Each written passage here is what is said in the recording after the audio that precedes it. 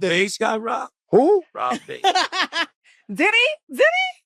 I don't know. What? I never said Rob Bass. Yeah, no, I just asked. Well, you know, I used to be on the 132nd and he from the projects right there. What's that? Washington Projects? On the 132nd and Park Avenue. Rob Bass is from there. Okay. No, Rob Bass is from Harlem, man. Two-time felon. 132nd, bro. I used to see Rob Bass where he was like the biggest in the world. Harlem, man. Harlem, bro. The Rob Bass from Harlem. Don't do that. Yeah. Yo, Kiss, man, we in fucking London. You sidetrack us to Harlem with Rob Bass. How we get to Harlem from You sidetrack I us. talk too much. How do you come over here and you connect with the legendary Native Tongues? And did that happen? How did you get into that crew right there?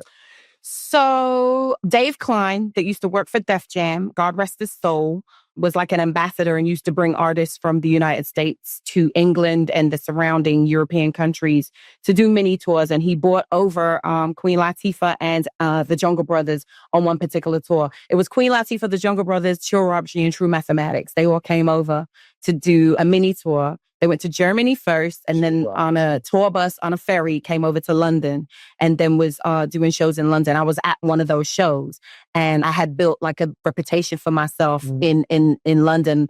You know, there's this girl coming up. She's from South London. She's dope, blah, blah, blah. And I was at this show. So the guy that run the club introduced me to Dave Klein, and then Dave Klein, who was with, you know, Latifah and Jungle Brothers and stuff. And Dave Klein introduced me to Jungle Brothers, Queen Latifah, the other groups that were there. And that's when me and Latifah first met. And that's when me and the Jungle Brothers first met. And the Jungle Brothers, Tribe Called Quest, and De La Soul are the three head groups of the Native Tongues. So whatever they say is going to happen as far as Native Tongues and who's going to be a part of it, that's what goes.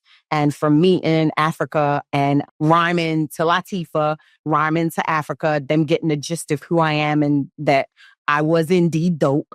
And so then they were like, yeah, she's going to be down. We're going to put her down. And it was during that trip that Latifah was like, we're going to do a song together at some point. And then it was 8 months later that me and Latifah recorded Ladies First at Power Play Studios in Queens.